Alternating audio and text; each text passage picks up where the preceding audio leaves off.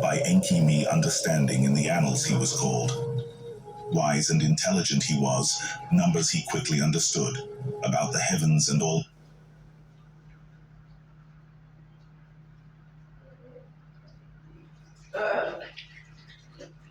Attention all seniors. This is an important message for all seniors. All matters celestial, he was constantly curious. To him the Lord Enki took a liking. Secrets once to Adapa revealed to him he told. Of the family of the sun and the 12 celestial gods Enki him was teaching, and how the months by the moon were counted and the years by the sun, and how by Nibiru the shahs were counted.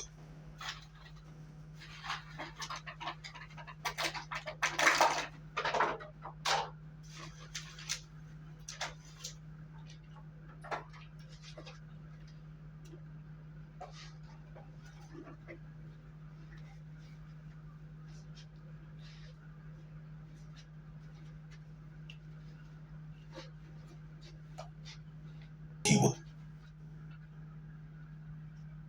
divided, a constellation to each one how Enki assigned. 12 stations in a grand circle he arranged with tablets of destiny, how to honor the 12 Anunnaki great leaders by names the stations were called. To explore the heavens, Enki-Me was eager. 2 celestial journeys he did make. And this is the account of Enki-Me's journeys to the heavens, and how the Igigi troubles and intermarriages by Marduk were started. To be with Marduk in the landing place, Enki-Me was sent. From there, Marduk in a rocket ship to the moon did him take. There what Marduk from his father Enki had learned to Enki-Me he did teach. When to earth Enki-Me returned, to be with Utu in Sipar, the place of the celestial chariots, he was sent. There, a tablet for writing what he was learning by Utu to Enki-Me was given. Utu in his bright abode, a prince of earthlings him installed. The rites him he taught, the functions of priesthood to begin. In Sipar with his spouse Edini, a half-sister, Enki-Me resided. To them in the 104th Shah a son was born, Matushal his mother him named, who by the bright waters raised the name meant. It was after that Enki-Me on his second journey to the heavens went. This time too Marduk was his mentor and companion. In a celestial chariot heavenward they soared, toward the sun, and away from it they circled. To visit the Igigi on Mars by Marduk he was taken. To him the Igigi a liking was taken. Of civilized earthlings from him they learned. Of him it is in the annals said that to the heavens he departed, that in the heavens he stayed till the end of his days.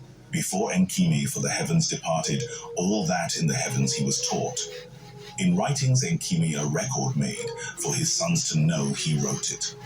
All that is in the heavens in the family of the sun he wrote down, and about the quarters of the earth and its lands and its rivers too. To the hands of Matushal, his firstborn son, the writings he entrusted, with his brothers Ragim and Gaidad to study and abide by. In the 104th Shah was Matushal born. To the Igigi troubles and what Marduk had done, he was a witness. By his spouse Ednat, a son to Matushal was born. Lumach, mighty man, was his name. In his days, conditions on earth became harsher. The toilers in field and meadow raised complaints. As a workmaster, the Anunnaki Lumach appointed the quotas to enforce, the rations to be reduced. In his days, it was that Adapa his death time attained. And when Adapa knew that his days to an end were coming, let all my sons and sons of sons assemble themselves to me. He said, that before I die I may bless them, and words to them speak before I die. And when Sati and the sons of the sons had gathered, where is Cain, my firstborn? Adapa of them all asked, let him be fetched. To them all he said.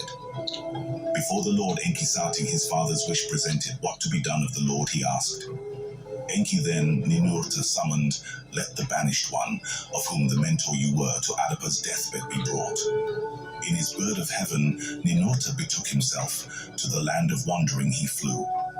Over the lands he roamed, from the skies for Cain he searched. And when he him found, like on eagle's wings, Cain to Adapa he brought.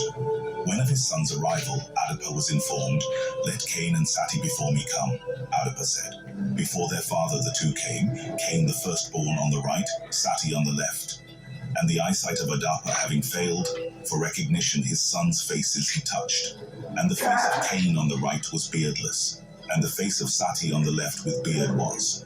And Adapa put his right hand on the head of Sati, the one on the left, and he blessed him and said, Of your seed shall the earth be filled, and of your seed as a tree with 3 branches, mankind a great calamity shall survive.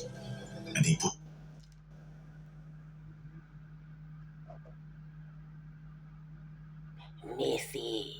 Message.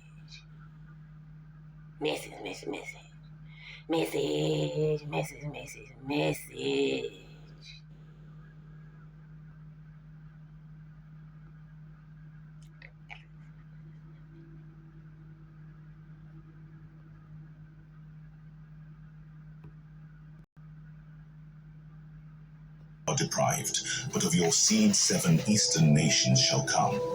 In a realm set apart they shall thrive, distant lands they shall inhabit.